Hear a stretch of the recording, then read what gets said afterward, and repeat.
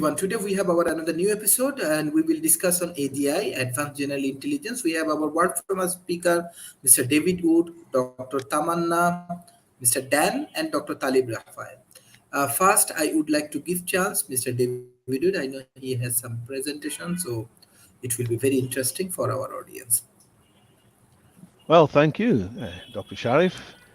AGI is indeed a very important and timely subject because AI has improved a great deal recently, and more AI is demonstrating general capabilities. I've been trying to tell people for nearly 20 years they need to anticipate the arrival of artificial general intelligence. They need to appreciate that one day a piece of software won't just be narrowly interested in one area, such as being a good chess player or being good at navigating its way from one location to another.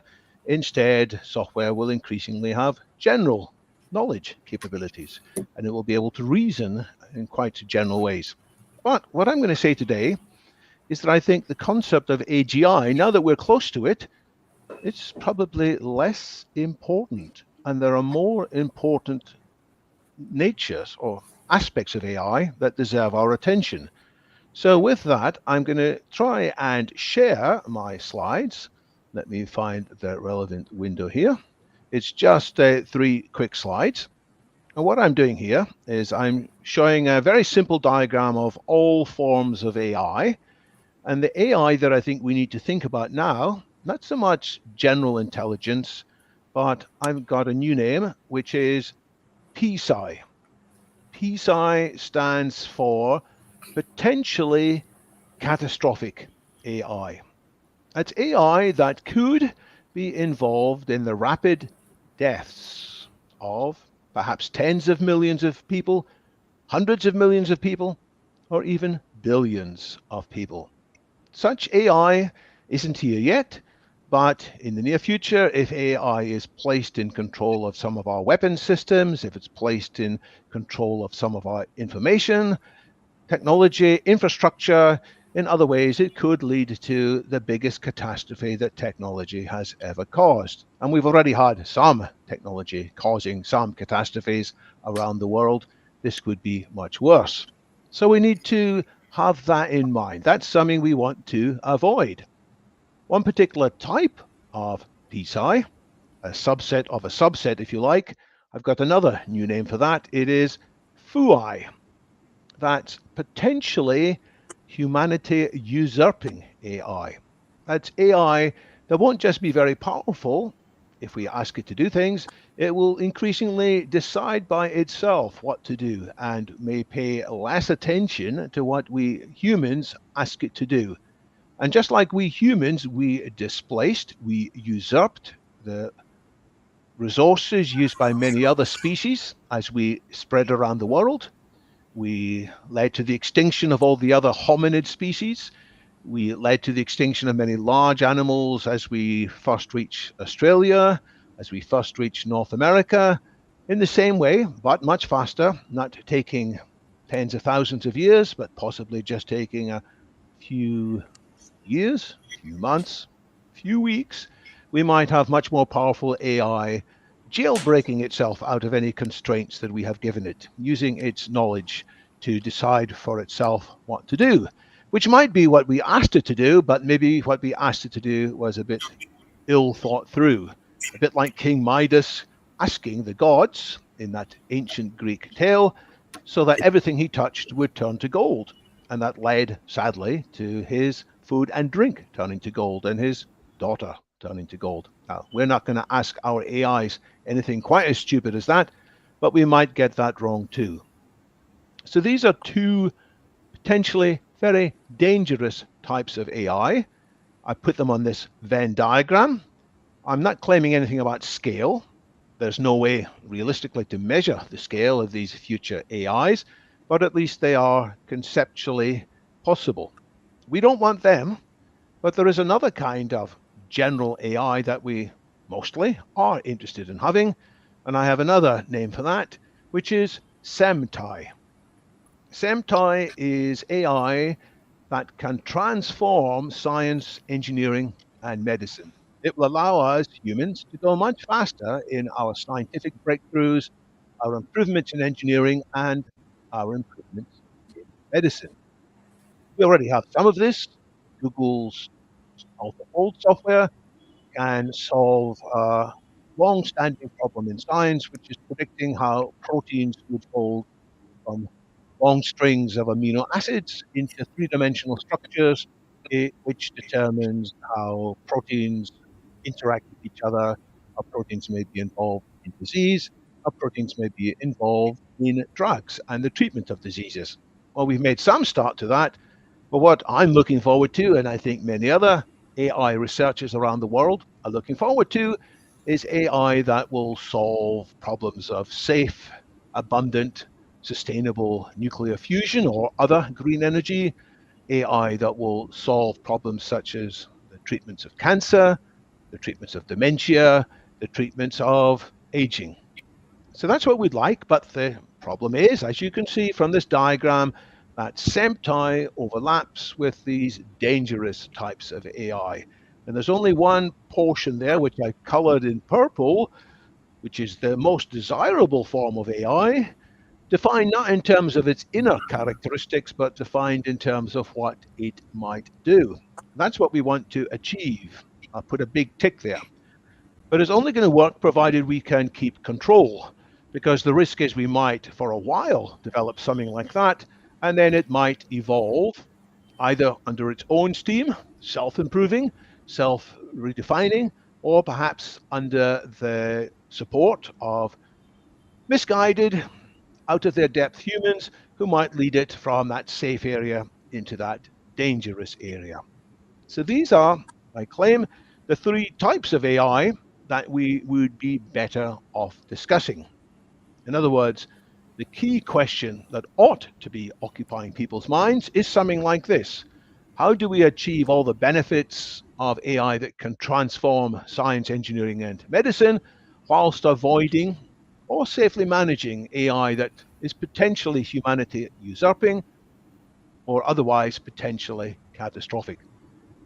And I offer 4 principles, which I think are going to be increasingly key. First, we should aim to build AI, yes, as a superintelligence, but as a passive superintelligence, without it having sentience, consciousness, volition, agency, or autonomy.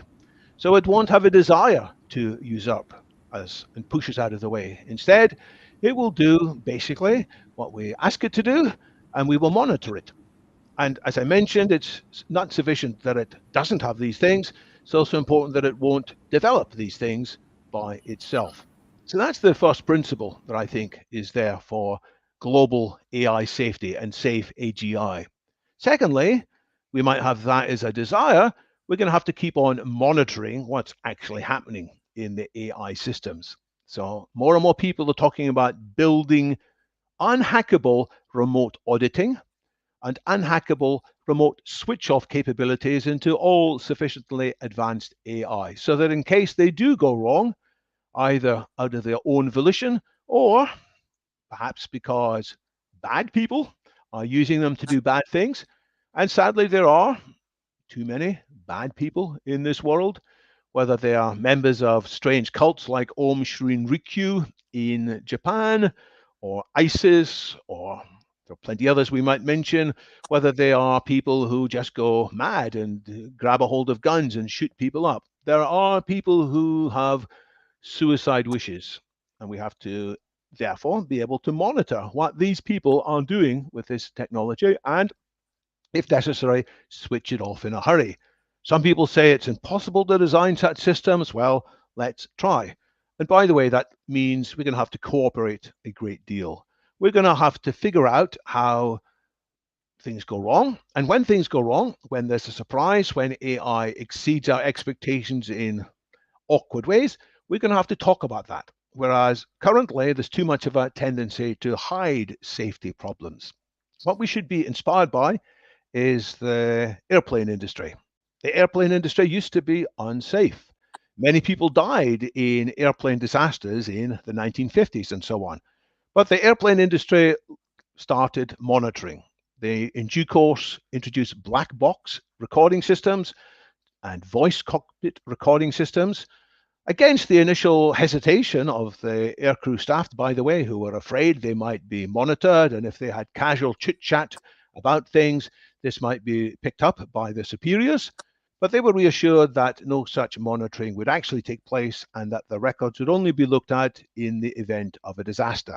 And whenever there is a disaster, thankfully it's less and less often these days, what happens is that the industry looks and figures out what's gone wrong.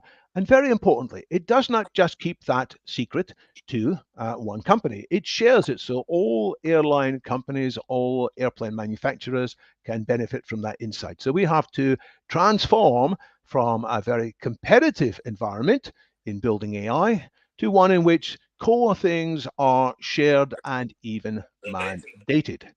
Now, the hardest thing is going to be, how do we get this to happen? And today's level of international cooperation is not enough. Today's level of cooperation has too many things not being observed. Some international treaties are observed. One good example was the Montreal Protocol, which put in place restrictions on various chemicals, the CFCs, which used to be built into aerosols and built into refrigeration. It was found unexpectedly that these CFCs were accumulating in the upper atmosphere and destroying the ozone layer, leading to a potential disaster of many more people being caused to have skin cancer by incoming rays from the sun, which previously had been trapped in the ozone layer. Well, governments around the world said to the big chemical industries, you need to find alternative ways of doing refrigeration and doing aerosols. And thankfully they did. That works in that case, but in many other cases, there isn't sufficient international cooperation. If we look at the troubles of climate change management, and if we look at the troubles with existing attempts to coordinate AI, we'll find it's hard. But we shouldn't give up. We cannot give up. If we do give up, we won't get the benefits of AI, and we are likely to die. You and I, if we think ahead to what may cause our death, I would say there's at least a 10% chance, and some experts estimate at least a 25% chance that the cause of your death and my death will be an AI that is very powerful and misconfigured in one way or the other. Therefore, we have to raise our caliber. My final remarks is to say a lot of what I've said has been covered in different language by this person. Some of you might recognize him. He is Mustafa Suleyman. He was born in the north of London. His father was a taxi driver who'd been born in Syria. His mother was a nurse from England. He went to a working class school and ended up at Oxford. He met Demis Hassabis, whose name you might be more familiar with, and together with Shane Legg, they created DeepMind, the company that's developed many of their products that have changed everybody's opinion about the capabilities of AI, including the AlphaFold I referred to. He left DeepMind for various reasons more than a year ago, and he has written a splendid book. I say splendid, it's a challenging book, it's a troubling book, but it is, I think, the best summary of why this problem is so important and what can be done about it. As he says, it is the 21st century's greatest dilemma. I do recommend people read it. It is a deep book, it is a complicated book, but it is appropriate to the level of wickedness that new AI, next generation AI, AGI, is posing us. And with that, I'll hand back to Dr. Sharif. Thank you. Thank you, Mr. David Wood. Dr. Tamanna, what you want to discuss and if you want to add some point? Yeah. Yes, of course. This was a brilliant presentation, David. And I had certain queries regarding this thing. That, for example, religion is something which is central to most of the world's population, especially in the East, and it's a very central problem, central to their way of thinking. So, can AI? How does AI look at religion? Secondly, like how does you know the whole concept of self realization can uh, for example, Buddha, the way he achieved self-conscious, self-realization. Can AI contribute to that in a certain way? But I personally feel it cannot, because it's something which is very deep, something related to the soul, and AI does not have a soul. So how does that happen? And thirdly, I would like to see, it would be also like, how does it look at the other world? uh, you know Something which is not seen right now. Human beings are also baffled by the whole concept of the other world, and all religions have explained it, but can AI look into the whole concept? Yeah. I do have answers to these, but I'm more than happy for others to offer their thoughts before the microphone comes back to me. And these are great questions, Dr. Khosla. Very important questions. As you say, many people in the world are indeed guided in their lives by deep reflections on religion, by what they perceive to be profound religious experiences from time to time. And anything we say about AI has to be brought in consonance with these powerful narratives. I mean, Dan, I know you have you're sometimes described as a reverend as well as a science expert and a political activist and so on. Maybe you should take up that before I have a go at answering it. Well, I am an ordained Universal Life Church minister, and I do operate a nonprofit religious organization in California, which is called Permatrail, and it has as its religious orientation that of biocosmism, the cosmist, which is kind of a transhumanist friendly version of religion that says we should go about the task of enlivening the galaxy, the cosmos, and resurrecting all life. Indeed. I'm very impressed by the presentation as well, David, and I probably would have some questions like Dr. Tamanna has. My question, I guess, would take the form of don't these threat parameters apply to all of the future surge quadrants, the nano, bio, techno, and info? I'm sorry, cogno and info.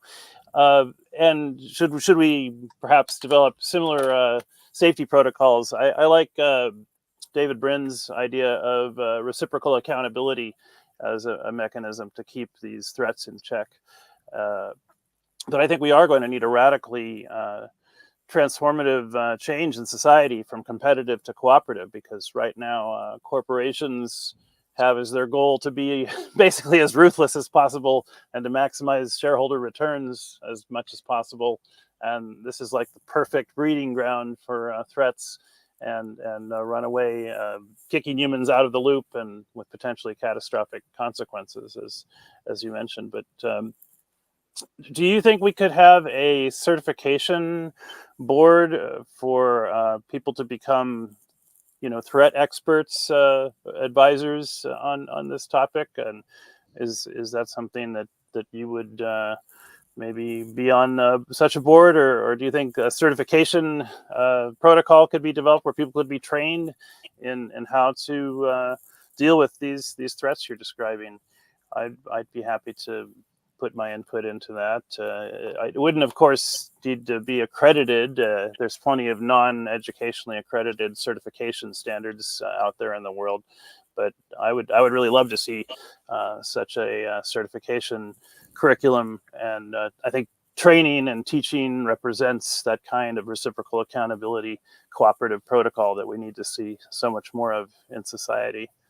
So if you could great comment questions on that. as well.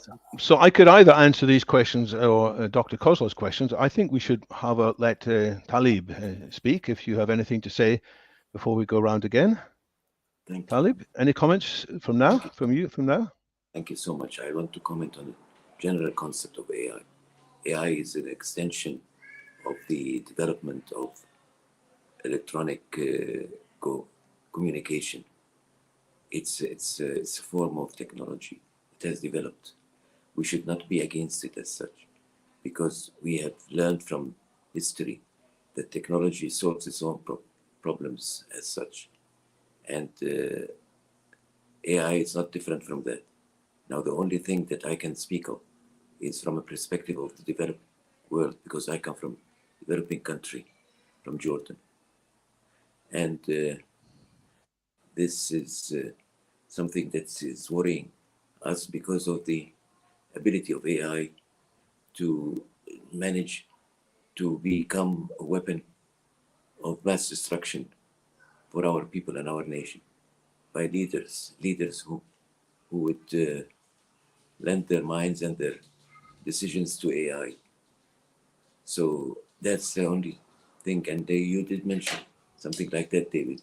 The presentation was excellent, but you need to expand a little more on this issue of using weapons as a means of eliminating some people, because what we lacking now, definitely, as Mr. Don has said, is the international cooperation. And internationally, we need to be working together on this issue and other issues as well. Thank you so much. That's what I want to say now. Fantastic questions, all three of you. Let me answer at least some of them, or at least offer partial answers, because some of them are too big to have glib answers. AI has been involved in killing people, sadly. There have been instances where AIs have taken control of weaponry. And in the past, people said, well, the AIs will monitor what drones are doing, for example, but the drones won't have the autonomy to make their own decision to shoot or kill. They'll have to ask a human being first, who's thousands of miles away, perhaps. But what's happening in Ukraine, there is an arms race of drones capabilities. There are drones on one side and drones on the other side. And when they encounter each other, particularly in swarms, it's too slow to ask a poor human being to make a judgment. So increasingly, there are temptations to hand the kill decisions to these weapons, which is something quite horrifying. There have been people killed deliberately by AI weapons. There was a famous case of a nuclear scientist in Iran. And guess which country doesn't like Iran to have nuclear scientists? Well, one of them is Israel, and they wanted to kill this nuclear scientist. He was very well guarded, but they planted a remote-controlled, intelligently operated truck, which looked innocent. And when the driver approached, it automatically shot huge numbers of bullets into the car, and then it blew itself up to try and hide its provenance. But eventually people figured out what happened. So people have been killed. And it's terrible, but if there's a time of war, people are inclined to cut corners.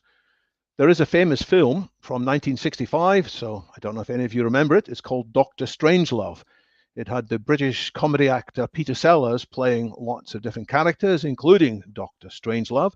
And in this film, there is an automatic nuclear weapons system, which starts by mistake, and the humans can no longer control it. And plot spoiler, the world ends. And it's horrifying. It's a comedy, but it's horrifying, and it has led people to realize there must be limits on what is done with weapons in these cases. But on the other hand, if you think the other guy's got weapons, you need to hurry up and have your own weapons. So it's an arms race with even worse consequences. So there has to be some agreements, a bit like took place in the past when the superpowers eventually decided, this is Ronald Reagan and Mikhail Gorbachev in particular, they decided it was crazy to keep on going on some of the trajectory. And gradually they agreed some reductions. Gradually they reduced the amount of intermediate range nuclear missiles from Europe. Gradually they shut down what was previously called Star Wars, the Strategic Defense Initiative. And the world became a bit safer as a result. We need that kind of cooperation. But it is a real threat. And the threat gets worse when, as Dan mentioned, we include not just AI, but also biotech or nanotech or cognotech. So I'll refer back to what Mustafa Suleyman mentions in his book several times. The threat is not AI by itself. The threat is AI that can be used to build terrible biological weapons. There are some biological weapons in the world. The Russians use it to kill people. The North Koreans use it to kill people. And just imagine if a cult, there was a death cult in Japan called Om Shinrikyo, which had tens of thousands of members. They actually wanted to kill lots of people because in their perverse thinking, that would accelerate the ends of the world. They sent people to Africa to try and collect deadly disease samples so they could release them in the Tokyo underground. Thankfully, they weren't capable of doing that. But they did release sarin gas, which killed rather too many people.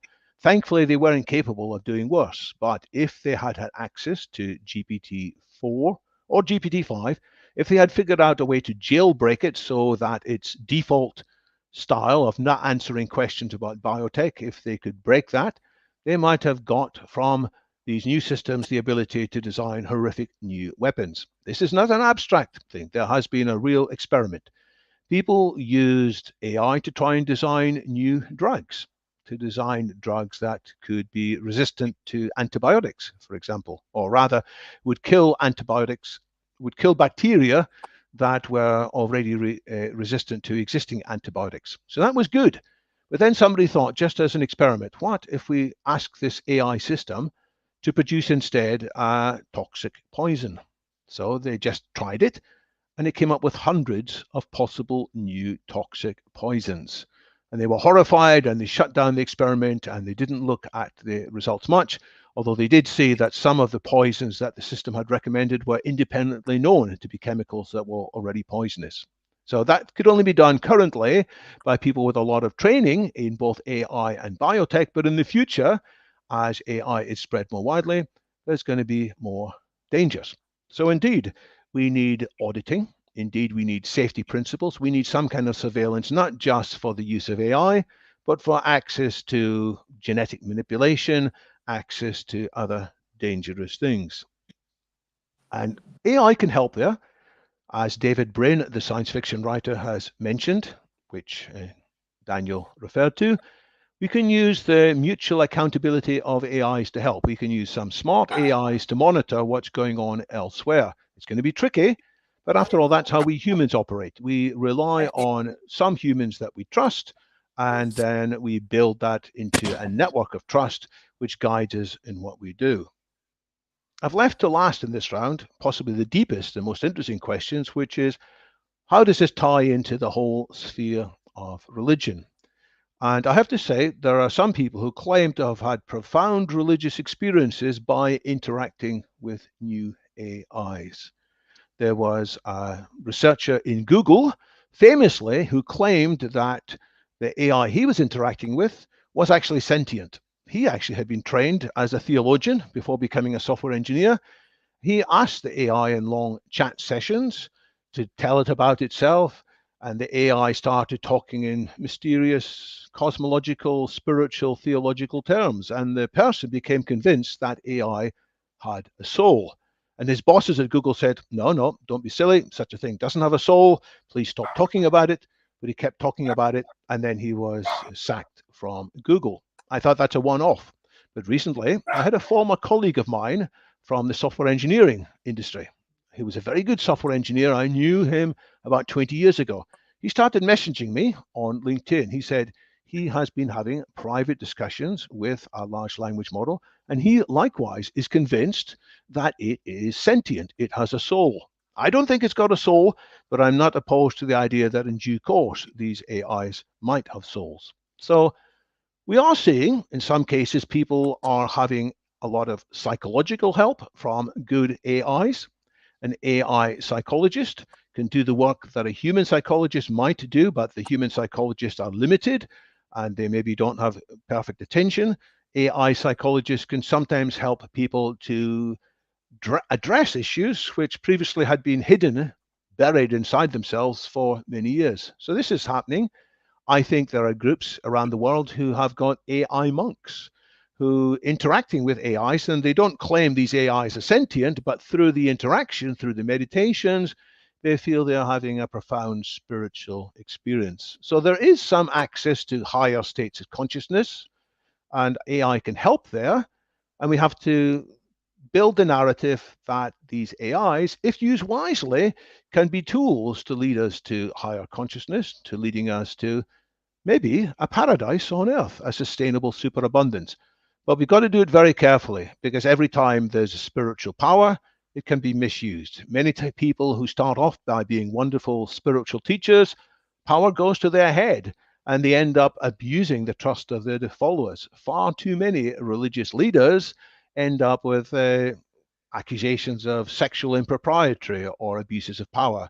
There is something in human nature which abuses such trust.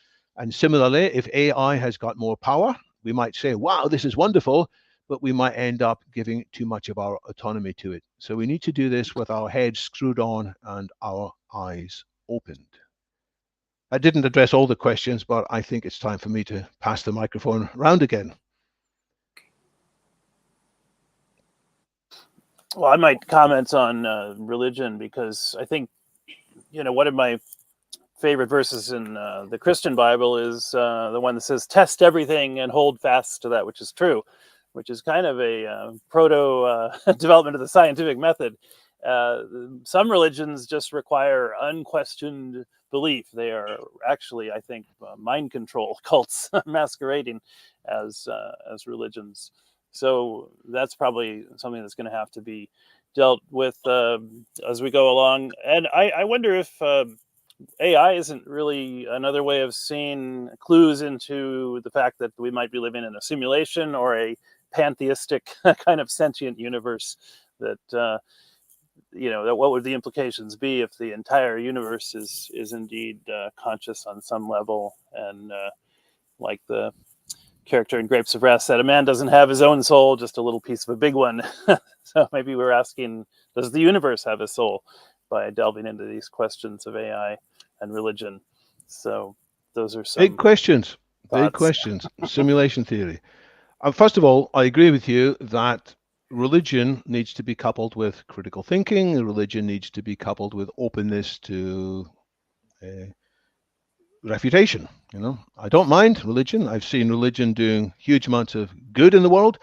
I'm not religious myself. I count myself as an atheist by most definitions, but I'm not opposed to people who feel there is a higher power in their lives, so long as they are willing to change their minds when evidence changes. As the Dalai Lama has said, if he believes something and science shows something else, then he'll change his mind about what he believes.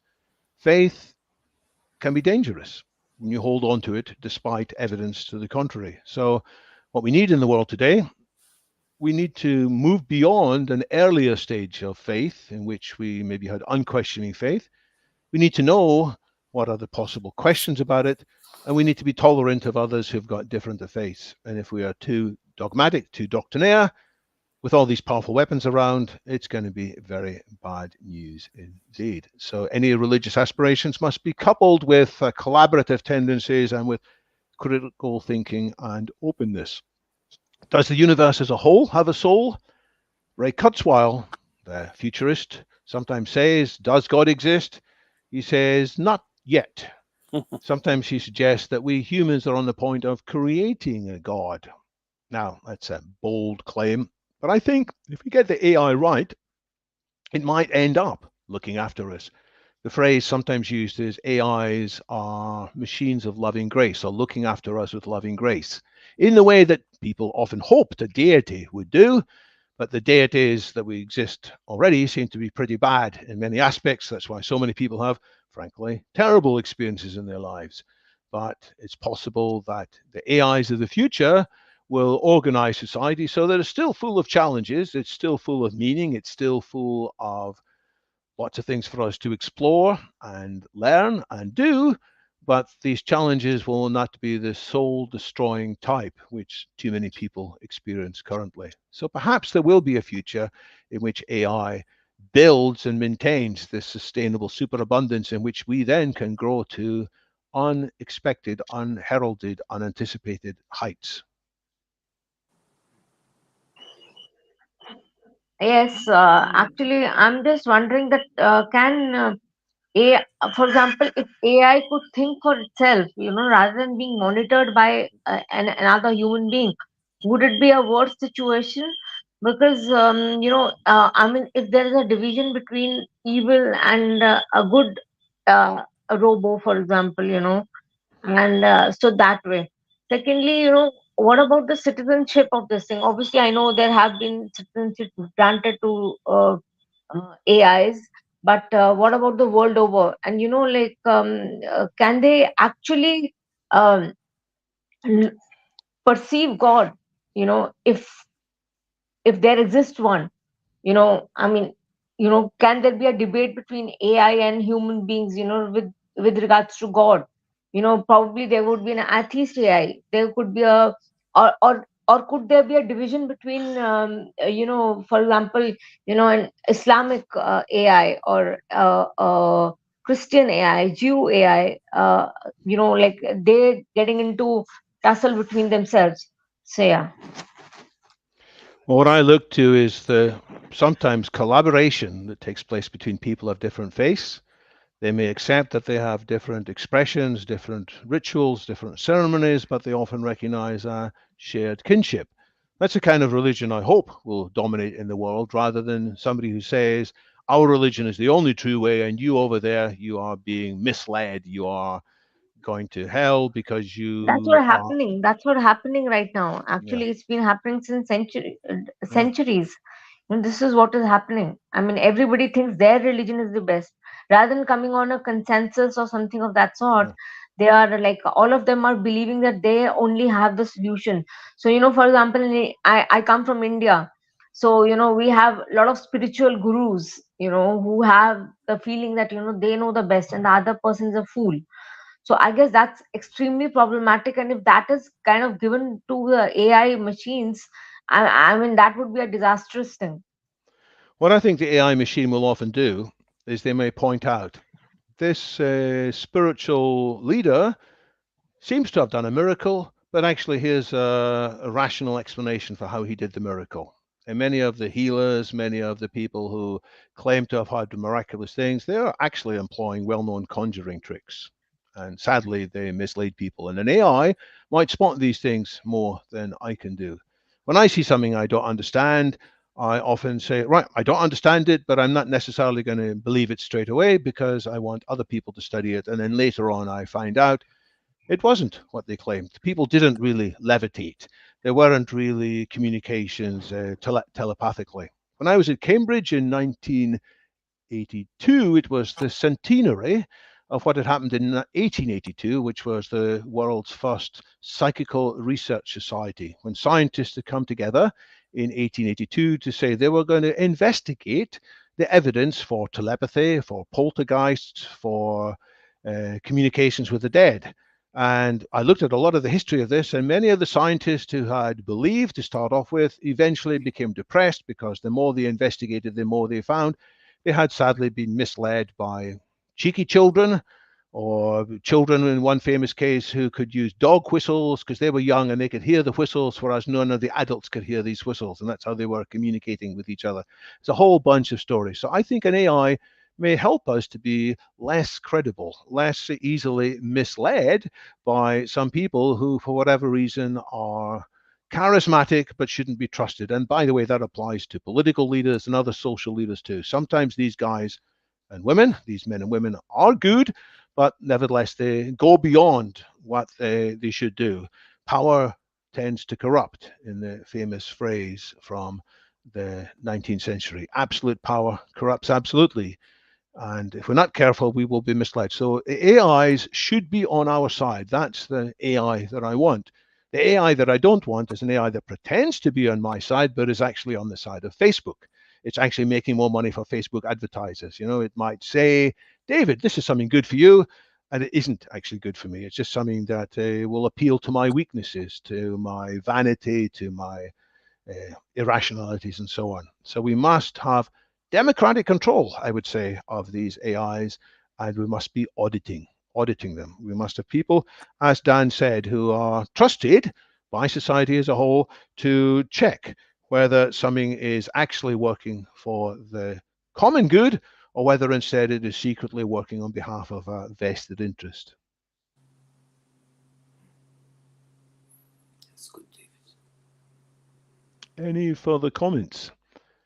We seem to be leaderless for the time being. We'll manage without. Well, I had a thought that if an AI looked at a human brain it might say, well, here's this computer that's very complex, but it seems to repeat 99% of the same thoughts it had the previous day. This is like probably a function that arose out of herd mentality, like it was safest to repeat the same behavior from yesterday that kept you alive. But I think we're at a time where we actually need to decondition our thinking process, and maybe AI can be a valuable tool for helping us to think different, as the famous Apple series of ads went. So this isn't just an AI pointing out logical mistakes or pointing out when we might be deceived. It's actually giving us gentle guidance. It's the angels on our shoulder, so to speak. You know, we talk about it would be nice if our guardian angels. Some people feel guardian angel speaks to them through their intuition from time to time. I'm not convinced, but it may well be that AIs in the future will speak in my ears, and they will give me intellectual guidance, but they'll also give me, let's say it, spiritual guidance. They'll say, you're doing this because you think it makes you feel good. You would actually have a much better experience if you stopped doing this and did something else instead. As you said, Dan, maybe we run the same thoughts in our brains again and again for no deep good reason, just because that's what we've done in the past.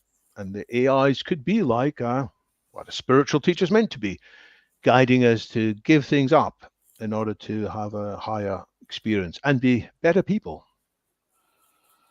Yeah, any unexamined habitual behavior is in truth a kind of drug behavior.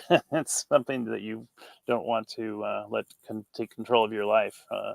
So my running mate Tom Ross is of the opinion that AI, as things become smarter, they inherently become more benevolent. I don't know if this is wishful thinking or kind of a naive optimism, but have you found any evidence of this? People differ on this. Some people say that many of the nastiest people in the world are very smart indeed. Some of the crime bosses are very intelligent. Some of the nastiest political leaders are also very smart people. So perhaps the really smart people can be nastier as well. I don't think wisdom automatically goes with being kind. Even Albert Einstein, dare I say it, you know, people often say, look at him, the smartest person in the world. He was a very nice guy, but he had some bad things in his life too. He mistreated his first wife and so on. So he wasn't perfect by any means. So I am cautious of people saying automatically, as beings are more intelligent, they will care more. After all, we humans, we care about some things, but there's a lot we don't care about. If we have a need to build a new school in a new area, we go there and there's lots of ants there. We don't think twice about, well, we got to keep back because this place belongs to the ants. We often go ahead and exterminate the ants without thinking too much about them. We might think, hey, there's other ants like this already exist. We're not making these creatures extinct. So maybe the super AI in the future, it will care about itself and its own kind, but it won't care so much about us. Maybe it care about us a little bit, but there's no reason to naturally suppose it will automatically care. After all, there's many sentient creatures that we humans don't care much for. If it's a very pretty creature, we say, oh, this is cute, but there are many other creatures that are probably equally sentient that say, ooh, we don't like them, get away, or let's kill them if they're in the way. So maybe the super AI might have that same characteristic. I don't know, but it's too much to gamble. We can't say, let's hope that it's going to be kind to us. I think we need to study better. But on the other hand, we don't want the fear of bad AI to become a self-fulfilling prophecy, which is another possibility too. So that's something else that your running mate Tom Ross talks about, yeah, isn't it? Yeah. We shouldn't be guided by fear. Well, we should be informed by fear, but it shouldn't be the core motivating principle for our lives. Yeah, I think maybe we have that disconnect between knowledge and wisdom that needs to be better stewarded. You know, you shouldn't get out. You let your your knowledge get out over ahead of your skis of wisdom. You know, so to speak. So maybe there is a place to steward knowledge to the wisest people and increase the wisdom of people correspondent with their knowledge. I think that's been a philosophy that's cropped up here and there, but I don't want to I mean, David, and We're speaking. all the panelists, I'm just wondering that what about what about the crime against women, like sexual assault, etc.? Would AI indulge into something like that? Well, AI can sometimes be biased. Famously, AI learned from past behavior. Famously, AI scanned what kind of CVs, resumes, typically resulted in hires. And in certain companies in the past, people tended to hire more men than women.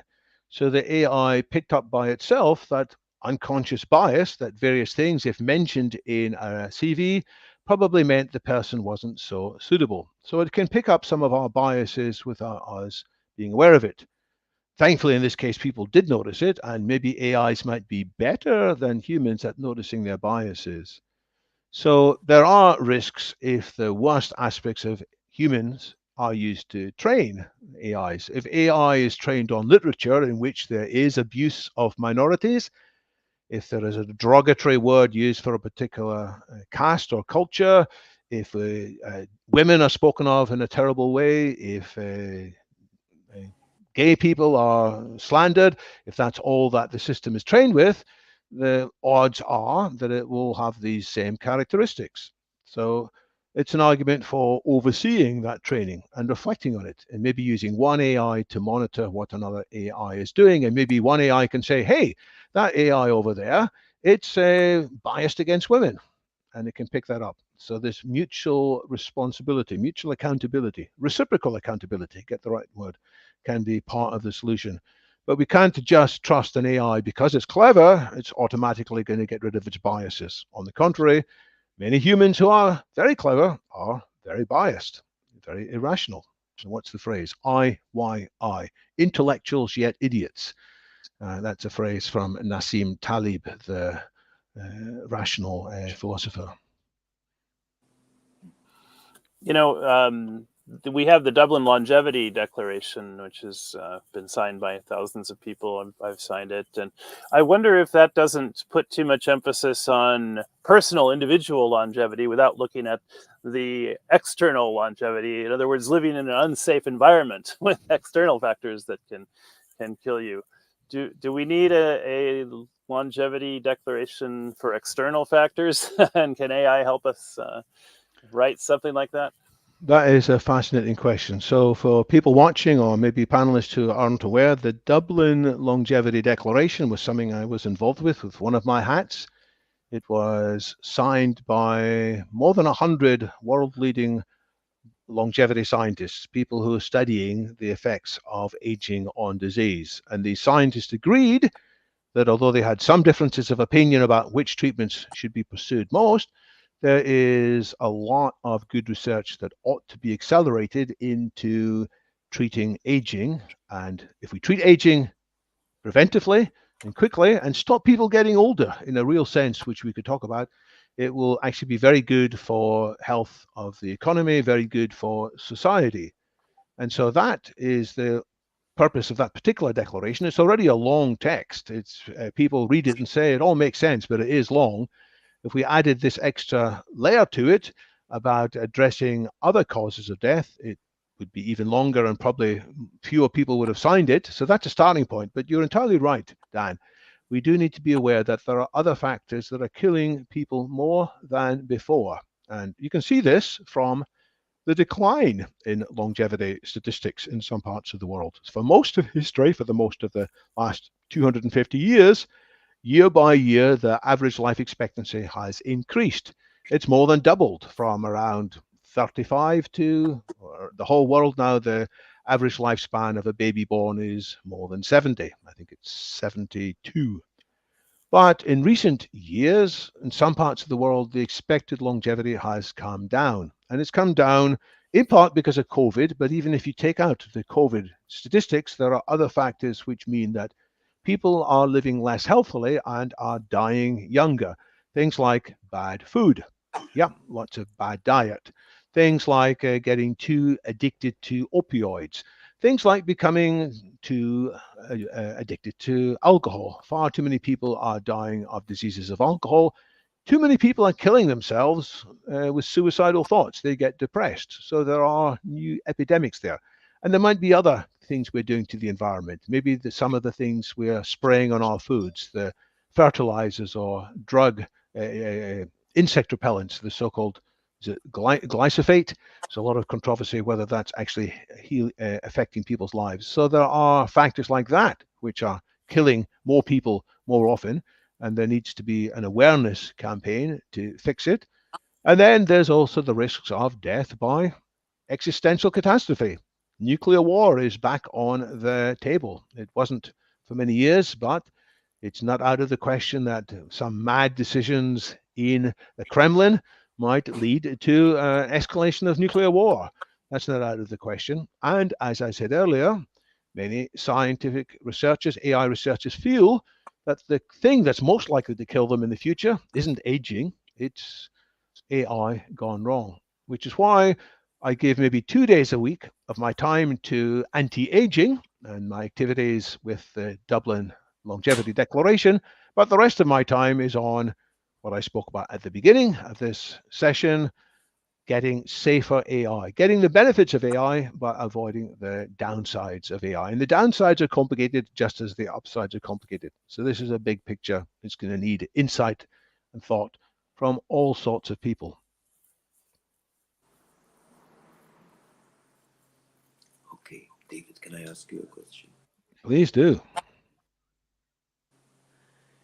So excellent in your presentations. I'm very impressed with that. But what I'm thinking about is AI is a result of man's work, actually. It's a result of people putting thoughts together and assimilating them into something. So how can you give it a personality of its own? Well, this happened. Yeah. This happened unexpectedly. The most common example is the software written to play the game of Go, which is a very ancient game. Many people in the East, China, Korea, and Japan, regard it as one of the pillars of wisdom, the highest forms of human effort. And the software that DeepMind wrote in London to play Go, at first it was trained by looking at all the matches that humans had ever played. And then when it finally played the world's best human Go player in 2016, this is the Korean Lee Sedol, in the second match, it came up with a move. I forget where it was, about move 43 in the game. And the human commentators say, oh, the machine's made a mistake. This is surely wrong to move like this. And then they started thinking, maybe something profound's going on here. Lee Sedol, the human, got up from his desk and walked around. He was so shocked at this move. And eventually people realized this is a brilliant new technique that had not occurred to any humans. It was a new invention by the AI that had gone beyond anything that humans had programmed in. Later, that same software was adjusted so that it could run on chess, and the kind of chess techniques that it came up with, again, were things that chess human grandmasters had not pursued. And now chess grandmasters are learning new things from these AIs. So that's how intelligence works. It can be easy to define it, but out of that simple definition, remarkable new properties can emerge. And that's a feature of life. That's a feature of the universe. You put simple things together and very complicated things, unexpected things arise. And that's certainly true with AI. And I say all this to warn people, don't imagine that because we are the ones programming AIs, that the AIs will do what we want or what we understand. On the contrary, they frequently do things that we did not expect, and sometimes they exceed our expectations, and sometimes it's very hard for us to control them, and we must not get in that situation. Yes, but it's up to us to decide whether we want to follow their advice or not, right? It should be up to us, but a clever AI can mislead us. It can lead us by our own nature. It can figure out that I'm particularly interested in certain times in the day and particular images or particular music, and it can distract me. And I may think I'm in charge. This is what clever marketing does.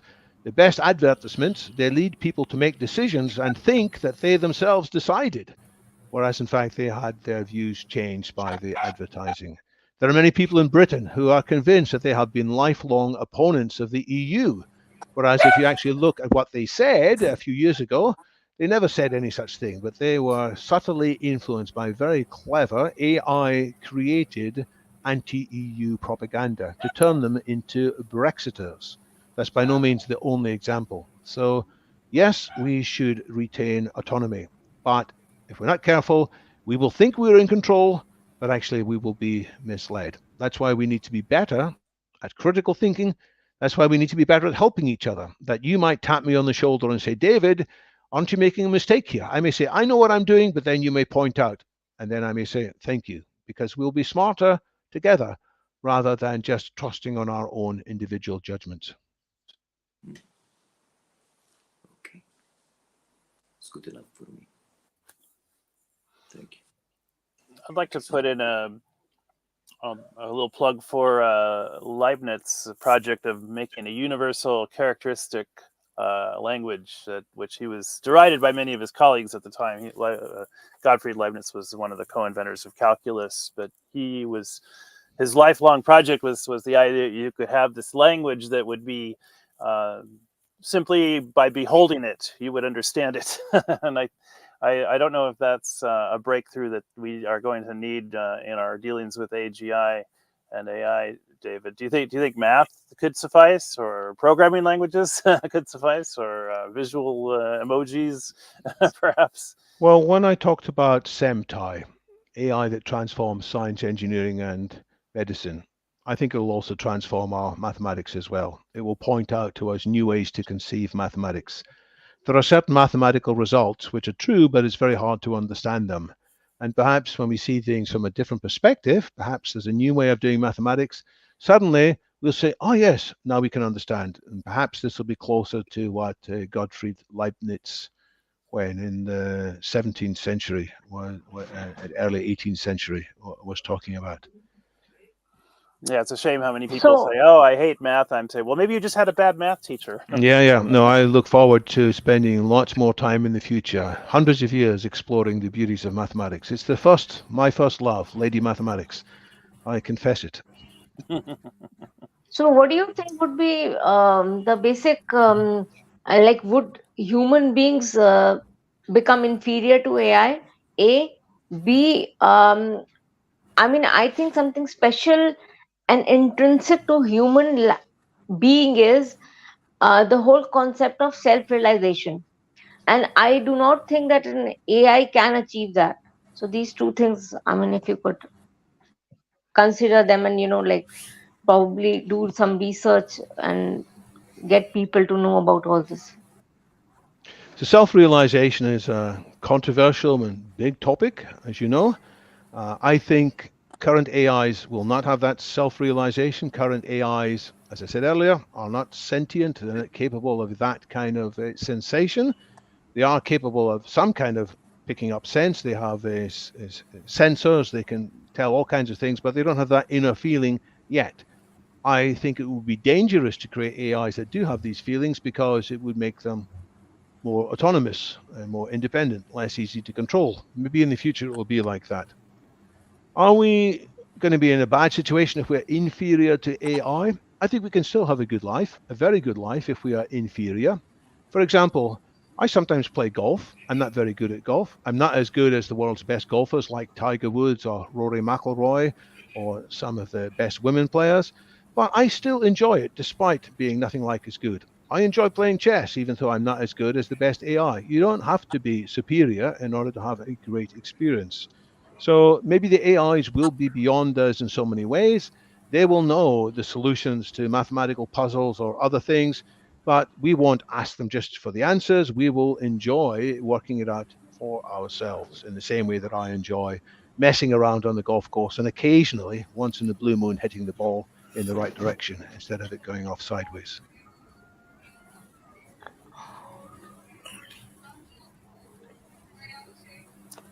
Well, that's a great note to end on, I think. I love the way you described that. Dr. Sharif, good to see you again. We lost you for a while. Yeah, we lost you for a while.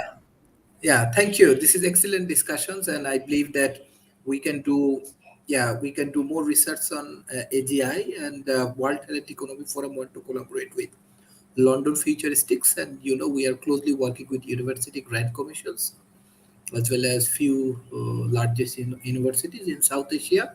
So hopefully we can do high quality research, and your contributions and all of our speakers' contribution will be valuable for us. If you have any closing Well, I'm happy remarks, to speak I from think time. you I'm can go happy for to the speak closing from time to remarks, then time. we can. Closing remarks, Okay, Talib. thank you. You're wonderful. Thank You're wonderful. Wonderful, David. My closing remarks. My closing remarks are similar to my opening remarks. I believe that AI is a very wonderful thing to have, but we should be careful about it. Be careful as human beings. Follow everything they say. That's for sure. I think David has pointed out so many things that are very important. But the important thing is that we do not see this as a threat to us. We should, as human beings, be in control of things, not let these machines control us. That's for sure. That's what I wanted to say for the time being. Thank you so much, Dr. David, for a very interesting discussion. Thank you, David, for doing good. Thank you. Thank you so much. Thank you. Thank you. Mr. David Wood, what's your closing remarks for today? My closing remarks is to refer to Alan Turing in 1951, the leading computer scientist, the creator of the Turing test, the person who helped decrypt the German secret codes during the Second World War. He said in 1951 that in due course, the machines will start talking with each other, and we should expect them to take control. They will be smarter than us if we're not careful. They will help each other. They won't die, as he said.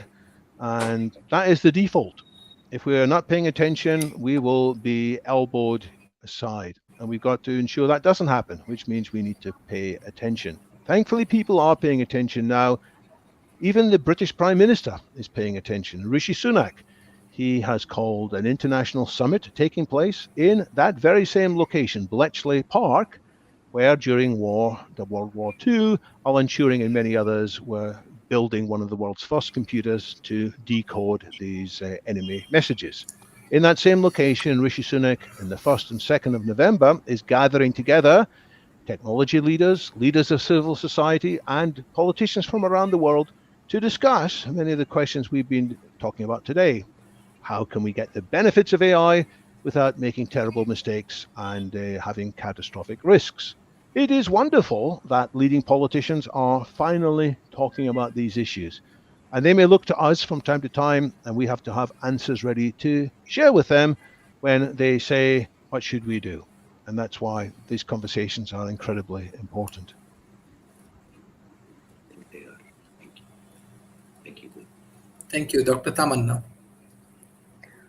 Yeah, Dr. I Tamanna, mean, what's I your have, closing remarks? yeah, I personally, I mean, I would like to thank Dr. David for having presented the whole concept, and, all of the speakers here who did a brilliant job. But as far as, I mean, I'm still wondering, like in the developing world, the whole concept, if AI comes into picture, the whole thing about unemployment is going to increase.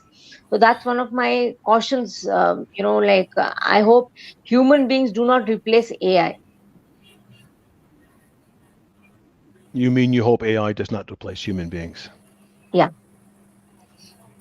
That's another big topic. Thank We you, better not Mr. go Dan. down there now. It's a very important topic, but maybe one for another session. It's not the human killing robots, but the job killing robots, as it were. And humans replacing AI. There's a science fiction premise there, but yeah, I think we will find out increasingly as we grow smarter that we are in a universe based on love and creativity and curiosity, and that's a good universe to be in and to keep around for a while. So thanks again for a great show today, Dr. Sharif and everyone. Thank you, everyone. I request all of our audience, please share our content as much as possible. Thank you, Dr. David Wood. Thank you, Dr. Tamanna. Thank you, Mr. Dan. And thank you, Dr. Talib Rafael, for your continuous support for World Talent Economy Forum. Thank you. Bye-bye and take care. Bye.